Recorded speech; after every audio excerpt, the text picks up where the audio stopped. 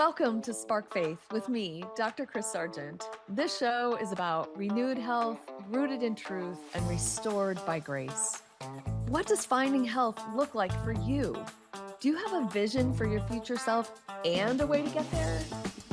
I'm Dr. Kris, and after 33 years in functional medicine and a lifelong journey through brain health, weight loss, hormones, mindset, and faith, I know that real transformation doesn't come from willpower or white knuckling your way to wellness. It comes from gratitude, honoring your body as the temple that God created. This show is about body stewardship, not shame. It's about rewiring your mindset, your metabolism, and your spirit to find lasting health without the grind. I'll help you cut through the noise, see opportunities instead of obstacles, and finally live the healthy, purposeful life you were created for. Let's spark faith and transformation together. Spark Faith starts now. Hey, y'all. How are you? This is Dr. Kris Sargent, and this is the Spark Faith Show. And today we are going to talk about whether it's your thyroid or your adrenals and the real reason why you're so tired. If you are just catching the show right now, we are just post the Christmas holiday, and I don't know about you, but I am definitely feeling the drag today. And this will, the show will be aired on the 1st. So this will get you ready for whatever it is that you have chosen to do for your New Year health thing. I am not about resolutions, so we can talk about that on another day. And I will prepare you for some things that are coming up. So pay attention to the podcast, and we are going to do some really cool things in January with some building your body along with cleaning it up. So, excuse me, that's just for future. Today, again, we are talking about thyroids or adrenals. And the real reason, the thyroid or the adrenals, and the real reason you're so tired. So maybe you woke up this morning like exhausted. Today might be one of those days that I actually woke up that way too. Just so you know, I'm not the only, I'm not always perfect. I don't always sleep well. I don't always eat perfectly. All the things just like you. So maybe you're not just tired though, right? Like maybe it just feels like your entire body, your bones are tired. Like just a very deep fatigue that you felt, and maybe you're just realizing it because you had a minute to realize, or you had a couple days off or something. You're just really realizing how tired you really are. You're not broken.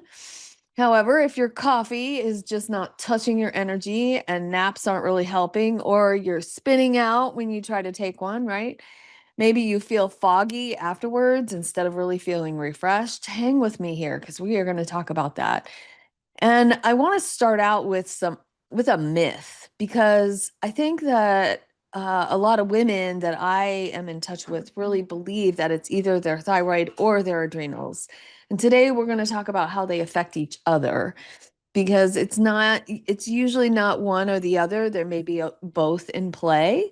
So it's really important to get the right labs to really understand how those things are playing out in your body, and then take a deep dive into some self-awareness as to how you can help overcome those things and shift some of the things that you're doing that may be causing some of the issues. So I just want to unstick you, right? Because if you're like, oh, it must be my thyroid, and you're doing these things for thyroid health, but you're ignoring your adrenals, or you're just like, oh no, it must be my adrenals, you may be ignoring your thyroid health, and they play in the same sandbox called energy. So we have to really tackle both sides of that. So I want to unstick you today. That's usually my whole shtick, right? Like, let's not stay stuck. Let's keep moving forward. And just, remember that God really designed your body to be restored and to get itself and get healthy and stay healthy. So we're not designed to live in emergency mode, right? However, I feel like a lot of us, including me at certain periods of life, right? Sometimes I live in that emergency mode. But that doesn't mean I'm some sort of moral failure, nor does that mean that about you, right? It's just information. Like, okay, yeah, I've been hitting it pretty hard, making all the food and entertaining and doing all the fun things. And so stress can even be happy stress. I love to cook. So those are happy things. However, I just did a lot and I did it later than I would normally do it. So it's just information as to why I, particularly me, maybe you too, maybe feeling a little extra tired today. Um, so just take that into your mind and look back over the last 2 or 3 weeks and see what's been happening in your world. And that's always a good thing to do on a Monday or a Friday, like, hey, how did that week actually go versus how you think it went, right? So here's why some of y'all think it's your thyroid, right? So let's normalize this a little bit. Thyroid symptoms tend to be pretty broad, right? And they overlap with a lot of things like fatigue, brain fog, especially if you're in that premenopausal, postmenopausal place. You don't know whether is that hormones? Is it thyroid? Is it adrenals? What is the brain fog? It's a big symptom, right? Weight gain, cold intolerance. This is a huge thing. Like you just can't tolerate the cold anymore. Is your hair thinning out? Like, are you losing hair? It's really important. We all lose some hair every day, but are you like losing way more than normal? And then where's your mood at? Do you really have to pump yourself up to get going every day? Are you actually just feeling kind of low? So the biggest challenge with thyroid is that when your doctor does your normal blood work, he only checks thyroid stimulating hormone or TSH. And actually, what TSH tells you about is the health of your pituitary gland as it relates to your thyroid. It doesn't always tell us exactly what's going on with the thyroid. It gives us a clue, but there are 5 or 6 other things that we need to test to really understand how our thyroid, this little H-shaped gland right here at our throat, works. And those are free T3 and T4, free T4, total T4, like all the, and total T3. I think I got all of them. And then your thyroid antibodies, and there's 2 of those. So TSH really does not tell us how the thyroid is working. There's a feedback loop at play here. And so that's hard to always understand, but when your TSH is high, that means your thyroid is not paying attention, right? Your brain is trying to tell your thyroid what to do, but your thyroid is like, whatever, I don't really feel like doing that today. So it just keeps increasing the volume, if you will. It increases TSH to try to continue to stimulate your thyroid. When thyroid stimulating hormone or TSH is too low, that means your thyroid is like, yep, we're pumping out hormone. And your thyroid stimulating hormone is like, no, we don't need any more. Stop. You can do less. So just because your TSH is normal does not mean that you have optimal function. And that's the difference in functional medicine and looking for a pathology. And so just remember that a normal test does not necessarily mean that you have a well-functioning system. It's I know this is like, what? Are you kidding me? So let's talk about what adrenals do. So adrenal fatigue, this is out there, it's on socials everywhere. This is not really a diagnosis. This is a pattern of dysfunction. And this is really the hypothalamus pituitary adrenal axis dysregulation, or HPA dysregulation, right? That's really what's happening is the hypothalamus and the pituitary gland in your brain talking to your adrenals is dysregulated and it's dysfunctional. So basically, your adrenals really are responsible for a cortisol rhythm.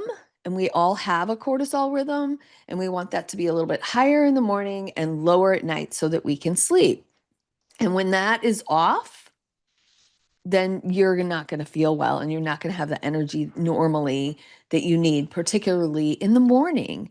But you can't just get that off of one lab test done by blood. So just remember that. Your adrenals also regulate blood sugar stability. And so when your adrenals are a little dysfunctional, your blood sugar is going to be off regardless of what you're eating. It's not going to help. It also helps you adapt to stress, unless, as I've talked about this before, you've been under stress and you're really in that emergency, survival, fight or flight kind of situation for extended periods of time. It also controls your inflammation. And as postmenopausal women, we need that inflammation control in order to really help heal and keep our joints lubed and all the things that we really need to have happen. That's not going to happen as efficiently if your adrenals are tired. And as I mentioned just a couple minutes ago, it's really, really important that we get the right labs to really diagnose that. And that is usually, I use a Dutch test, and you get 4 or 5 samples through the day so you can actually see what that rhythm looks like. And that's really the best way to look at adrenals. So if we want to take a moment and do the holiday context right here, right? November and December are kind of the perfect storm. We're staying up later, we're entertaining, or we're being entertained more, sugar, alcohol, more emotional stress because of family or whatever is happening. You skip meals, you don't always eat the right thing when you do eat, plus maybe you're traveling and the family dynamics. That's a lot, right? And some of that may even just be normal everyday life. So it doesn't have to just come at the holiday times. So your adrenals don't just crash overnight, right? They're going to adapt and adapt and adapt until they can't. And when they crash or they stop working efficiently, you're going to start feeling that fatigue creep in. It's not something that happens overnight though. This is something that usually happens over time, and it kind of creeps up on you, and then it feels like all of the sudden, but it's not all of a sudden. It has crept up on you and you're just realizing it now. So how do the adrenals affect the thyroid? Because they do.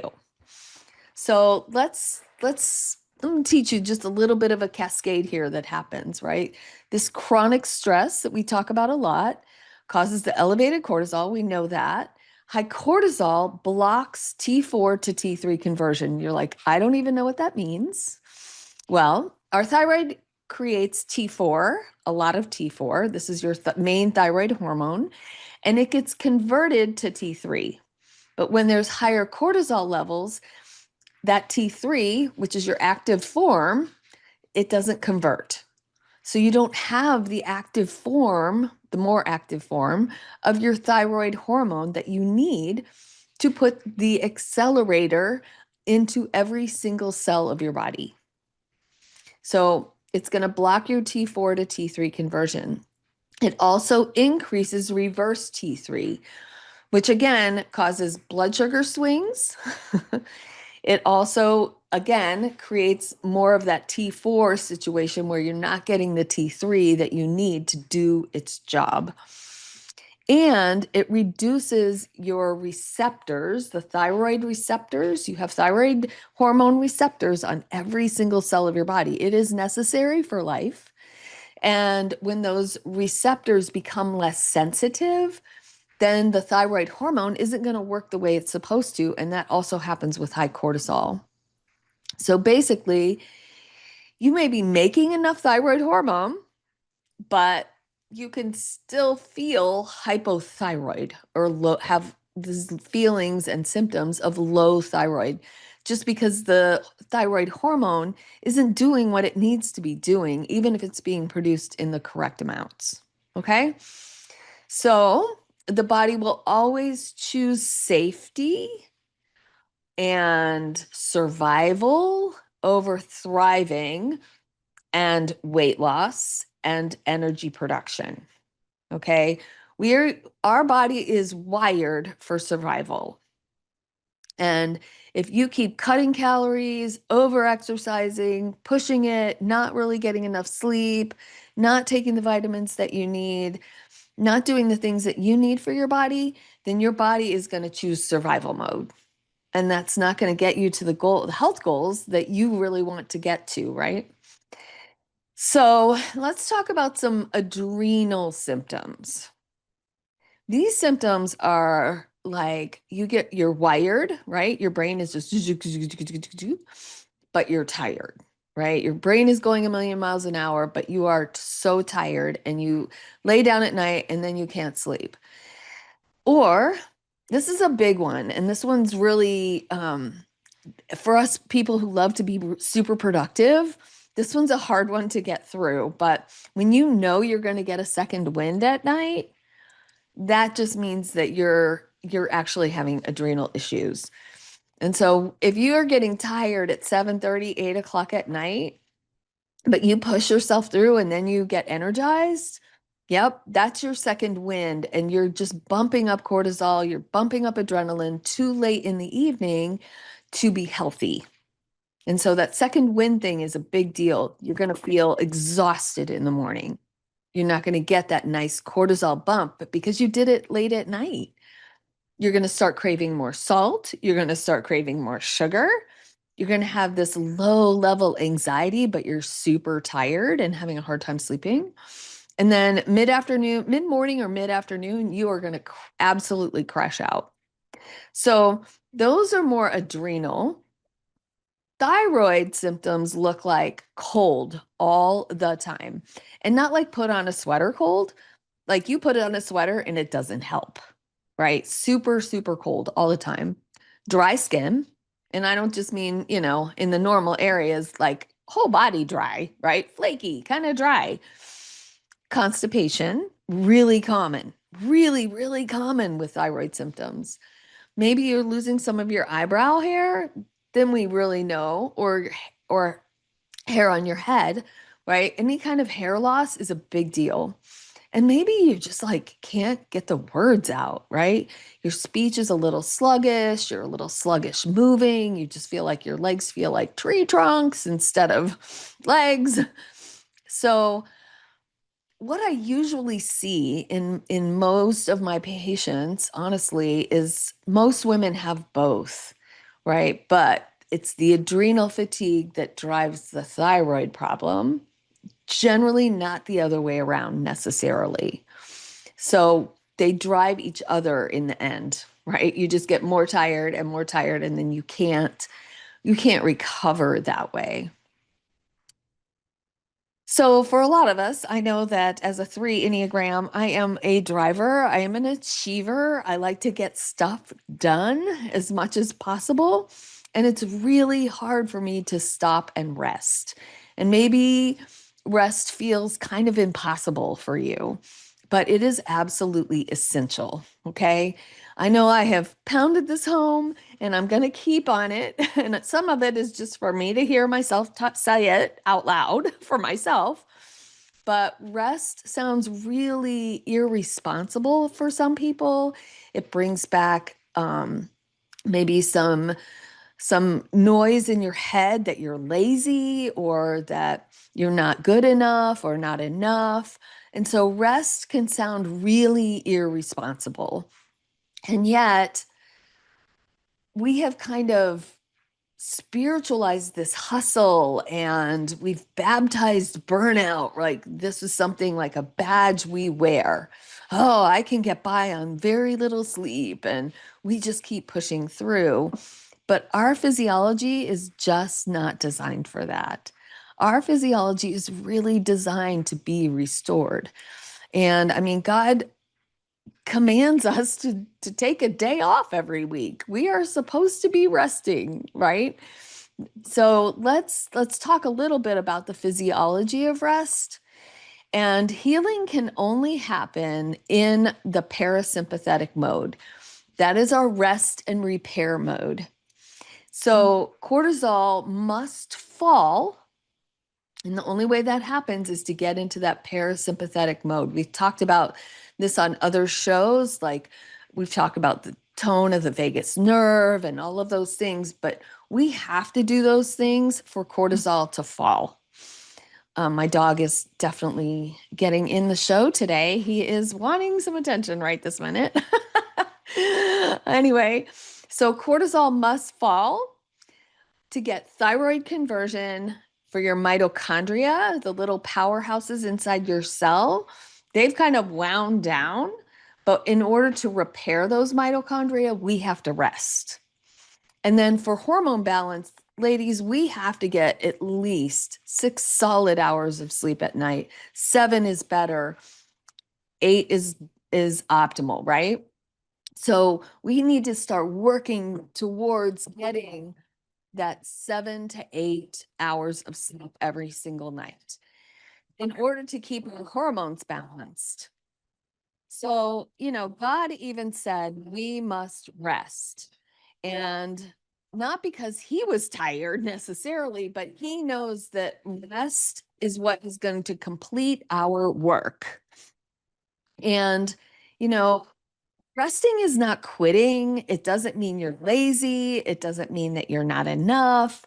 It's cooperating with our body. And we've talked about this before about we have to cooperate with what we have. And if we're burning out our adrenals and we're burning out our thyroid, man, those are the things that are necessary to keep our body going.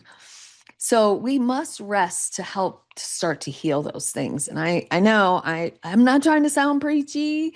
I am really just hearing myself talk today because I need some rest, right? And we don't have to do anything fancy. We really don't.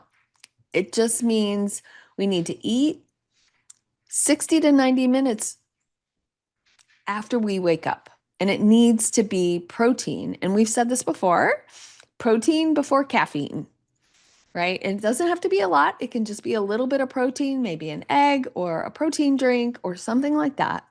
We need to put a little sea salt in our water to stay hydrated. That's the only way that all of those electrolytes can get inside of our cells. We can drink a lot of water, but it may just end up between our cells. We want it inside our cells.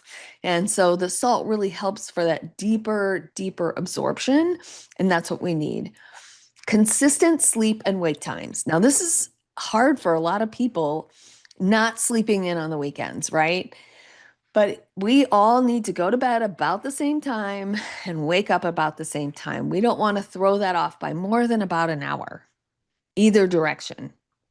And I know it's hard, and especially during holidays or really busy times or busy times at work,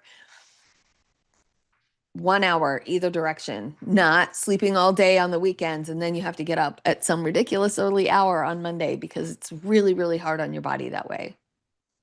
And then for a short period of time, we really want to reduce our hard workouts. Go from running to walking and running, or just to walking. Maybe go from super heavy weights to just a little bit lower weights, just for a short period of time so your body has time to restore itself. And then you're going to find that your workouts are actually going to be better and you're not going to lose what you had. It's not do nothing, though. Okay. The other thing not to do is detox. Detox takes a lot of energy. When we are trying to improve our detoxification systems, we need a lot of nutrition to do that. But if we're like a bucket, think of your body like a bucket. And right now your bucket's got some holes in it, right? Because you're drained. So if you go in and try to increase the draining, you're not going to really be able to restore yourself.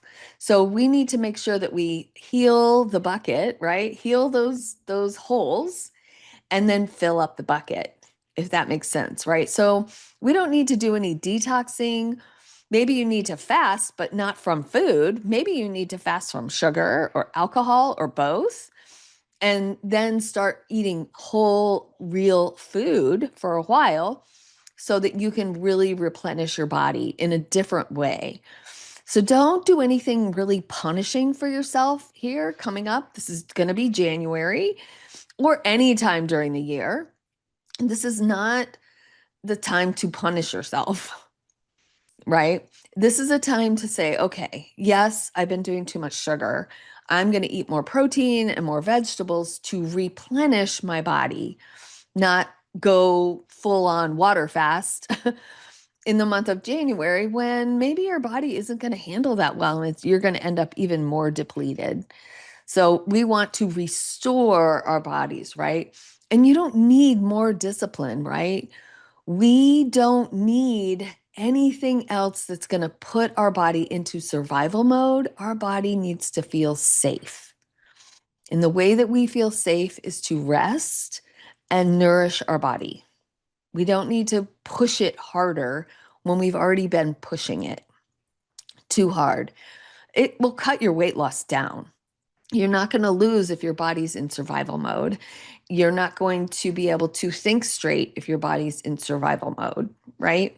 So, this isn't about discipline. This is about being grateful for realizing, like, oh, I really need to rest and be okay with just resting, giving yourself the grace and feeling the gratitude for that kind of rest, right? So I want you to know that your fatigue makes sense based on what you've been through, based on what I've been through. Of course, I'm tired. A lot has happened in the last couple of weeks. So, what has happened to you that you can kind of go back? Maybe you need to journal some of that stuff out, right? Maybe you need to figure out where those places of stress really happen and what do you need to do to recover from that, right? So this is just going to start your year or whatever time you happen to be listening to this in a new place. Like give yourself some gratitude and grace for what you've been through. Your body isn't failing. It's just communicating to you, hey, help, right? And I don't know about you, but asking for help sometimes is difficult. But you may need some help at this time. Maybe your kids can do some more chores. Maybe you can get your spouse or significant other to do some more things around the house that you've been doing because you felt like you had to do it all. Maybe you can, maybe you have the means to hire somebody to do some of that stuff for you. Think about what you can do to allow yourself that time of rest, right? And restoration. So, what if this season isn't about pushing harder, but listening more closely, right? I'm going to say that again. What if this season isn't about pushing harder? What if the season is about listening to your body, listening to your thoughts about rest and restoration and nutrition more closely, right? Just tune in. So, in the next coming weeks, right, we are going to talk a lot about rebuilding energy without burning out your metabolism. We want to restore our metabolism.